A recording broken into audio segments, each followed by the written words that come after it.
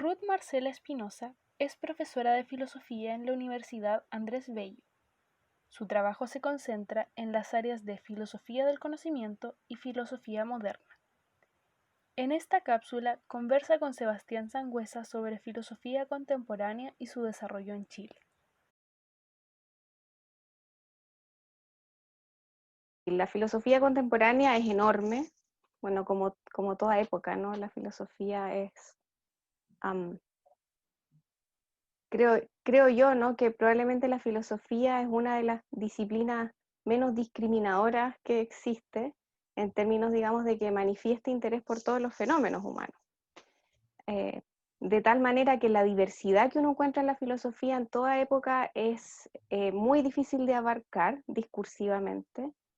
Es también muy difícil, creo yo, de describir de manera precisa, sin cometer injusticias con los autores, sin cometer injusticias con las tradiciones, porque la verdad es que eh, todos quienes nos dedicamos a la filosofía, hay obviamente algunas excepciones, hay personas enormemente eruditas que tienen un conocimiento histórico enorme de la filosofía, pero la verdad es que hoy en día la mayor parte de las personas que nos dedicamos a la filosofía nos hemos dedicado a ciertas parcelas de la filosofía, a ciertos temas, a ciertas discusiones muy circunscritas, ¿cierto?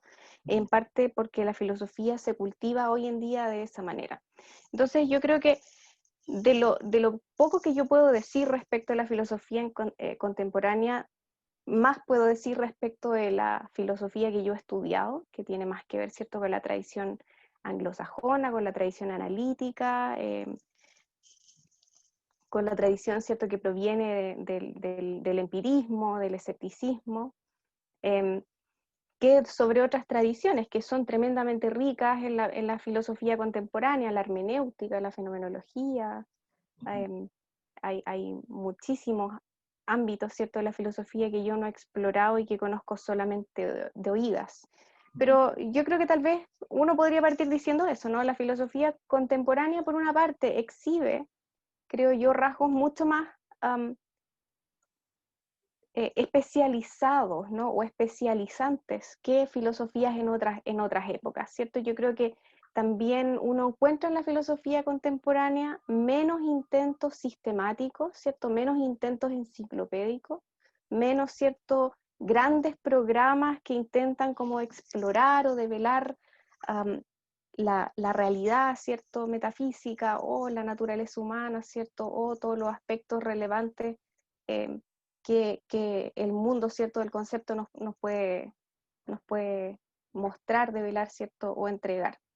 Entonces, por una parte, yo creo que la filosofía contemporánea tiene esa característica, no es mucho más, en términos generales, ¿cierto?, son proyectos que están mucho más circunscritos por problemas bien particulares en términos de los filósofos que los han cultivado. Ya uno no encuentra como tanto ese tipo, ¿cierto?, de filosofía que intenta construir un sistema completo, que es tan propio, ¿no?, de la antigüedad clásica, que uno encuentra, por ejemplo, no sé, en Aristóteles, tan propio también, ¿cierto?, en el medioevo uno encuentra, ¿cierto?, estas enormes colecciones de textos que hablan del humano y lo divino, literalmente, o en la modernidad, ¿cierto?, con mayores o menores exponentes. Evidentemente, ¿cierto?, hay una conexión muy estrecha entre la filosofía y la historia, y en esa dimensión uno encuentra naturalmente que hay problemas de la realidad humana, problemas, ¿cierto?, de la sociabilidad humana que emergen fuertemente en la filosofía contemporánea, producto de procesos históricos que generan interrogantes enormes a la humanidad, ¿cierto?, respecto de su propia naturaleza, respecto también, ¿cierto?, de sus propias limitaciones y sus propios vicios. Entonces yo creo que es muy interesante como en la filosofía contemporánea emerge con mucha fuerza fenómenos deficitarios, no explorados, por ejemplo, desde el existencialismo, explorados desde la fenomenología, explorados también fuertemente desde la ética, explorados también fuertemente desde la epistemología, ¿cierto? Fenómenos, por ejemplo, como las relaciones de poder en la sociedad, fenómenos también, por ejemplo, como en política, por ejemplo, fenómenos, por ejemplo, como cómo las relaciones de opresión comienzan a emerger como un enfoque relevante para entender a la humanidad, ¿cierto? Estos factores ya más históricos. Temas también, por ejemplo, como la irracionalidad, temas, por ejemplo, como el vicio, ¿cierto? Donde uno encuentra muy estrechamente relacionado, creo yo, ¿cierto? Por ejemplo, en la filosofía clásica o en la modernidad, los problemas de la moralidad, la ética relacionados con el bien, relacionados con la virtud. Yo creo que uno ya en la filosofía contemporánea empieza, ¿cierto?, a ver cómo empiezan a emerger fenómenos que ya no tienen tanto que ver, ¿cierto?, con el bien y con la virtud en términos de, obviamente existe eso, pero también empiezan a emerger otro tipo de fenómenos, ¿no? El mal, cómo se da el mal, uno encuentra ahí, no sé, por ejemplo, todas las reflexiones en la filosofía, no sé, en Foucault, en Hannah Arendt, en parte importante de la filosofía continental, uno podría decir, ¿no? Pero también en la filosofía analítica, en relación, por ejemplo, con la ciencia cognitiva, en relación con la epistemología, en relación con las teorías acerca, ¿cierto?, de la racionalidad, la creencia, empiezan a emerger, ¿cierto?, desde la epistemología y la ciencia cognitiva, todos los fenómenos que tienen que ver con la, por ejemplo, aberraciones en la percepción, ¿no? También la filosofía de la mente, ¿cierto?, como la percepción no es tan transparente como aparentemente creíamos, que era cómo, por ejemplo, las creencias son mucho menos racionales y cómo la memoria es mucho menos apegada a la realidad de lo que pensábamos, ¿cierto? Y cómo todo eso va figurando en la forma en que los seres humanos nos comprendemos a nosotros mismos. Y en ese sentido hay otro elemento de la filosofía contemporánea que yo rescato mucho, y es que la filosofía contemporánea yo creo que ha redescubierto sus enlaces, sus relaciones y sus vínculos con otras disciplinas, ¿cierto? Sabemos que en el comienzo, digamos, de los tiempos de la filosofía, toda disciplina, ¿cierto?, es filosofía, ¿no? Toda disciplina científica es filosofía, hasta muy entrada la modernidad, la filosofía, lo que hoy día entendemos con filosofía natural era filosofía natural, ¿cierto? Y todo lo que entendemos hoy día como ciencias sociales era filosofía moral, ¿no? Y se empiezan entonces a disgregar y a separar estos ámbitos del saber, y hay una especie como de desencuentro entre la filosofía y las otras disciplinas, hay una especie también, ¿cierto?, como de, creo yo, como de deriva en que la filosofía no conoce o no entiende muy bien su lugar en este concierto, y entonces surge fuertemente el problema del método en la filosofía moderna, y yo creo que en la filosofía contemporánea, y particularmente la filosofía contemporánea más tardía, más cercana a nuestros tiempos, hemos reencontrado ese vínculo, el vínculo interdisciplinario. La filosofía yo creo que hoy entiende mucho mejor su relación con...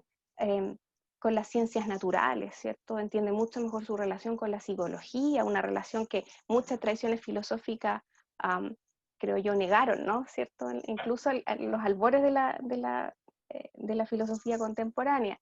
Pero hoy día entendemos mejor esa relación con la psicología, con la ciencia cognitiva, con las ciencias naturales, con la literatura incluso, ¿cierto? Con las ciencias sociales, todo el ámbito de los estudios culturales, los estudios de género. Yo creo que han eh, han mostrado también todos esos posibles enlaces entre la filosofía y esas otras disciplinas que son tremendamente fructíferos a la hora de comprender nuestra dimensión, ¿cierto?, humana, social, política, moral, conocernos un poco mejor a nosotros mismos, que es siempre, creo yo, la finalidad de la filosofía, ¿no? Como esclarecer ese modo particular de ser que tenemos los seres humanos.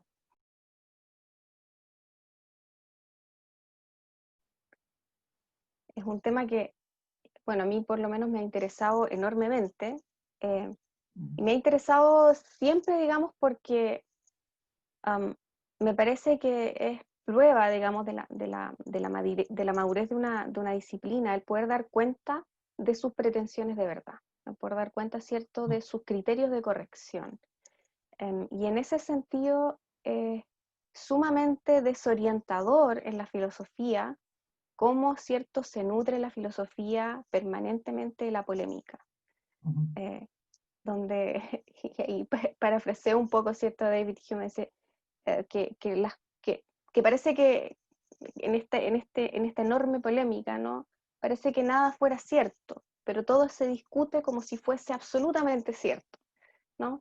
Y, y ese rasgo de la filosofía es muy interesante. Y recientemente en un texto, ¿cierto?, que se va a publicar pronto en colaboración eh, con, con un colega de la Universidad, Adolfo Ibáñez, no sé si lo puedo mencionar, pero Sí, sí. como editor, ¿cierto?, de un volumen acerca de unas jornadas que ellos organizaron y que van a salir como libros, en los cuales colaboro yo, digamos, con la traducción de un artículo de Ernesto Sosa, que es uno de los filósofos contemporáneos más, creo yo, epistemólogos más importantes. Surge precisamente una discusión que fue para mí muy esclarecedora, y es por qué tenemos esta intención, ¿cierto?, siempre en filosofía enorme de tratar de transparentar el problema del método. Y cuando tratamos de transparentar el problema del método, ¿cierto?, parece que lo que estamos haciendo es tratar de dar fe de las buenas artes en filosofar, ¿cierto? De que las conclusiones, de que no se llega a las conclusiones de manera arbitraria, de que las evidencias no son tampoco, ¿cierto?, meras fantasías, sino que lo que argumentamos, lo que sostenemos, ¿cierto?, tiene algún tipo de correlato en la realidad. Y en ese contexto, la filosofía contemporánea analítica ha hecho un enorme esfuerzo, por ejemplo, por integrar herramientas metodológicas, no sé, el análisis conceptual, la lógica, dentro de la filosofía del lenguaje también, ¿cierto?, herramientas de la lingüística, herramientas de la semántica, distinciones para poder explicitar, ¿cierto?, cómo es que se arriba a mejores o peores conclusiones, ¿cierto?, en una discusión filosófica. Pero lo que dice este texto, que es muy interesante, ¿cierto?, eso, o sea, que va a aparecer en este volumen, es que con la filosofía y con las humanidades pasa algo particularmente interesante, y es que uno, a diferencia en otras ciencias, no tiene, un individuo, digamos, no debe delegar crédito en el testimonio, ¿cierto?, de los expertos. A diferencia, digamos, de otras ciencias que son muy colaborativas, ¿cierto?, donde en el fondo el crédito de los expertos, el testimonio de aquellos que participan de esa comunidad científica es fundamental. En filosofía y en humanidades ocurriría, ¿cierto?, que parte fundamental del desarrollo, ¿cierto?, de estas ciencias, del avance también de los conocimientos que podemos otorgar de estas ciencias, tiene que ver con la capacidad de los individuos de, más bien no con la capacidad, sino que con el deber de no delegar, si uno quiere, digamos, esa búsqueda de la verdad en la confianza en la opinión de otros. Entonces, ocurre, ¿cierto?, que los métodos en filosofía son siempre tremendamente subjetivos en la manera en que son aplicados y tienen que ver fundamentalmente con cómo es posible comunicar, ¿cierto? No es un método en el fondo que nos permita llegar a una determinada, qué sé yo, verdad, o un determinado enunciado que está suficientemente garantizado por el método, ¿cierto?, en términos de su pureza científica, sino que más bien tiene que ver con con el método, digamos, en filosofía. Yo creo que es uno de los temas fundamentales de la filosofía analítica, tiene que ver con eso, con cómo en esta particularidad de la disciplina filosófica hay muchas disciplinas, ¿cierto?, humanísticas, que tiene que ver con el ser capaz de pensar por uno mismo, cómo estos métodos nos permiten, ¿cierto?, poder expresar, poder representar y poder transmitir ese camino del pensar, ¿cierto?, a nuestros pares, a nuestros colegas, a nuestra comunidad científica. Yo creo que lo propio del método filosófico tiene que ver con eso, con que es fundamentalmente más un método de la comunicación de las ideas, que por lo tanto se traduce en un método del pensamiento, y que por lo tanto su reejecutabilidad va a depender siempre, ¿cierto?, de que aquel con quien debatimos, con quien discutimos, sea capaz, ¿cierto?, de reejecutar ese camino por sí mismo, y es básicamente, ¿cierto?, lo que propone Descartes en sus meditaciones metafísicas. Claro. Y cómo además es muy interesante, porque además lo dice Descartes en las reglas para la discusión del espíritu, cómo además dice Descartes que se debería aprender cualquier cosa, y él lo expresa ahí, ¿cierto?, a propósito de cómo se aprende matemáticas, ¿no?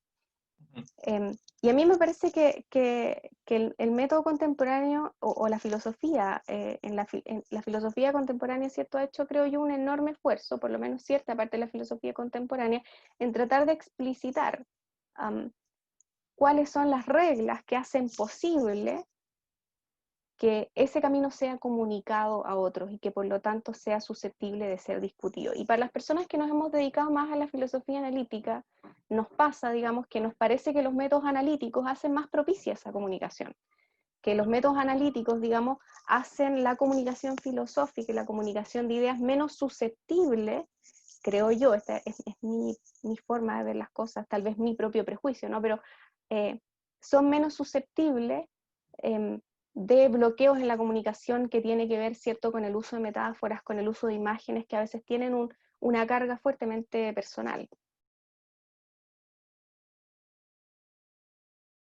Siempre vemos en la historia de la filosofía, ¿cierto?, que Locke es el padre del empirismo.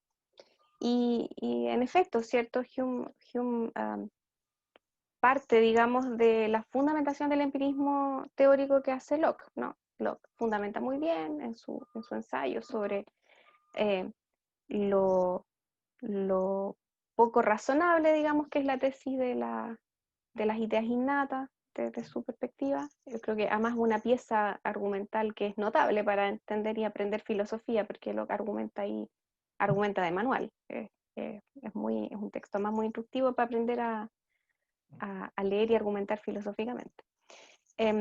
Pero la verdad cierto es que el empirismo de Locke es bien restricto, ¿no? Locke es empirista respecto del origen de las ideas, respecto, ¿cierto?, de el conocimiento empírico, pero no es empirista respecto a muchas otras materias, ¿no? Y Hume es un empirista un poco más consistente, y siempre uno, creo yo, encuentra cierto muchos textos que dicen que lo que hizo Hume fue llevar como el empirismo de Locke a sus consecuencias naturales, en otros ámbitos, ¿cierto?, en los que Locke no quiso dar el paso adelante, por diferentes tipos de razones. Pero una de las consecuencias para la filosofía, para la concepción de la filosofía, cierto, que tiene el empirismo de Hume, es que Hume argumenta en contra de la metafísica entendida de una manera muy particular, ¿no?, entendida como una ciencia. Entonces, ¿qué es lo que argumenta Hume? Hume dice, bueno, existe el conocimiento que le llama el de las cuestiones de hecho, ¿cierto?, que es el conocimiento empírico. Existe también el conocimiento de lo que él llama las relaciones de idea, que sería algo así, ¿cierto?, como nuestro conocimiento no empírico, nuestro conocimiento a priori, y lógico, matemático, y de algún otro tipo de relaciones que se pueden establecer a partir de la naturaleza de las ideas mismas. Y dice, bueno, la pretensión de la filosofía, o la pretensión de la metafísica, es que hay un tercer tipo de conocimiento que no es ni uno ni otro, pero que es conocimiento de todas maneras, ¿cierto? Y, y, y él se da maña, ¿cierto?, en sus textos para argumentar la imposibilidad de esta tercera forma de conocimiento objetivo. Dice, bueno, si no podemos conocer algo de manera empírica y no podemos, y no consta, digamos, de verdades o relaciones formales, entonces dice, bueno, eso está fuera de nuestro ámbito de conocimiento. Por tanto, la metafísica entendía como un intento de acceso racional al conocimiento de cierto tipo de entidades que no pueden ser conocidas de esta manera ni de la otra, entonces es un proyecto que no tiene éxito. Y utilizando una imagen muy viva, ¿cierto? Al final de la investigación, que es su segundo texto, Filosofía Teórica después del Tratado de la Naturaleza Humana, él dice, bueno, voy por la biblioteca, tomo un libro, digamos, cualquiera, dice, ¿contiene razonamientos sobre cuestiones de hecho y existencia? No. ¿Contiene razonamientos sobre relaciones de ideas, es decir, sobre cuestiones formales? No, dice, entonces, confine them to the flames. Dice, lánzalo a las llamas, porque no contiene sino sofistería y metafísica, ¿no? Claro. Y esa, digamos, dicotomía de lo que es cognoscible para la naturaleza humana, ¿cierto?, para el intelecto humano, es la razón de base, digamos, del rechazo a la metafísica que uno encuentra en los albores, ¿cierto?, de la filosofía analítica, en el círculo de Viena, en el manifiesto del Círculo de Viena, ¿cierto?, que es básicamente la misma idea, ¿no? Es bueno, aquello que no se puede conocer de manera empírica y no consta tampoco, ¿cierto? O no constituye un conocimiento lógico formal, entonces, bueno, aquello es un sinsentido, aquello es sin sentido. Y la metafísica y muchos autores, ¿cierto? Que estos filósofos citan en sus papers, como, no sé, Hegel, Heidegger, son autores que consideran, ¿cierto? En el fondo em, que elaboran discursos que no constituyen conocimiento. Ya, esta idea es obviamente un poco restrictiva y bueno, la historia de la filosofía posterior creo yo que ha sido muy exitosa en mostrar que la filosofía no se trata solo, ¿cierto?, de avanzar proposiciones verdaderas, entregar cierto conocimiento verdadero, sino también de aumentar y profundizar la comprensión sobre cierto tipo de fenómenos que tampoco, ¿cierto?, son reducibles a estas formas de saber. Claro. Pero es evidente, ¿cierto?, la conexión que hay entre este empirismo británico y la filosofía contemporánea en su tradición analítica es muy potente. Como decía, también hay algunas relaciones ahí muy relevantes desde el psicologismo humeano, ¿cierto?, desde la forma en que Hume tematiza también la costumbre y cómo la costumbre se deviene naturaleza, ¿cierto?, deviene hábito y ese hábito deviene, ¿cierto?, la forma de nuestra realidad social, institucional, y todo eso, digamos, tiene, creo yo, cierto, una línea de continuidad muy interesante con la filosofía contemporánea. Lo que, por lo demás, digamos, a mí no me parece sorprendente, a mí me parece que desde cierta perspectiva la filosofía siempre es una y la misma, digamos, siempre es una que va explorando, ¿cierto?, la realidad humana, esta realidad tan compleja, ¿cierto?, que por lo demás es dinámica, que por lo más, ¿cierto?, va dando lugar a fenómenos nuevos, ¿cierto? Es interesante la realidad humana, ¿cierto? Porque mientras que la naturaleza se mantiene más o menos igual, la evolución requiere de cientos de miles de años, ¿cierto?, para dar origen a nuevos ecosistemas y a nuevos individuos. Sin embargo, ¿cierto?, la naturaleza humana, la racionalidad humana, la imaginación humana va dando origen va dando a luz, ¿cierto?, a nuevas realidades cada muy poco tiempo. Entonces la filosofía tiene que renovarse y tiene que comenzar a analizar y a pensar y a cuestionarse acerca de conceptos que no eran relevantes y que tal vez no eran filosóficamente pertinentes hace un par de decenios, siglos, ¿cierto? A veces incluso menos tiempo. Claro. Y yo creo que lo hemos visto en esta época. O sea, a Hume le pasa, digamos, con el surgimiento de la ciencia newtoniana, que con toda esta revolución en la filosofía experimental, le pasa, ¿cierto?, que tiene que hacerse cargo, y los filósofos de aquella época tienen que hacerse cargo de estas nuevas ciencias que empiezan a surgir. Y en nuestra época nos ha pasado, ¿cierto?, que hemos tenido que hacernos cargo de nuevas mentalidades, nuevas sensibilidades también, ¿cierto?, nuevas instituciones, nuevas demandas también que surgen en la realidad social, política, y hemos tenido que pensar, no sé, desde la ética animalista hasta la naturaleza del género y las relaciones de género, eh, en un periodo muy corto de tiempo. Hay hartas cosas que se pueden decir. Obviamente está la recuperación histórica de la filosofía, como se ha cultivado en Chile, y eso es algo que es muy interesante y es muy importante ese recuperar la tradición filosófica. Yo creo que es algo que definitivamente aporta, y hay muchos colegas que se han dedicado a eso, y eso es un trabajo, creo yo, que es muy interesante, y debo decirlo, ¿cierto? También yo cuando era estudiante de filosofía, ¿cierto?, esta perspectiva no era muy presente, y he descubierto hace pocos años muchos filósofos o profesores o académicos de la filosofía, ¿cierto?, de Chile en los años 60, que yo no conocía y que me parece que son tremendas potencias intelectuales. En mi misma escuela donde yo estudié, no sé, Jorge Millas, por ejemplo, de varias escuelas de filosofía, ¿no?, y colegios, ¿no? fue inspector del Liceo de Aplicación, Jorge Millas. Tremendo, yo lo he leído y me parece impresionante la potencia filosófica de esa época de nuestra historia, ¿cierto? Que desconocemos. Pero más allá de eso, yo miro y veo, ¿cierto?, con mucha satisfacción en los últimos, no sé, 10 años, la creación o cómo se ha revivido la filosofía, ¿cierto? Con, por ejemplo, la CHIF, con la Asociación Chilena de Filosofía, ¿cierto? Su reactivación, con muchas otras sociedades de filosofía, la filosofía de la ciencia, filosofía analítica, fenomenología, um, de estudios trascendentales. Hay diferentes iniciativas ahí súper interesantes. La creación de más programas de posgrado en Chile, en filosofía, de centros de estudio, de investigación. Me parece que todo eso es súper positivo. Me parece que lo que nos falta ahora es salir un poco, ¿cierto?, de esta lógica tan recelosa que hemos tenido durante tanto tiempo, esta lógica de pertenencia institucional más que, ¿cierto?, de pertenencia a una comunidad científica.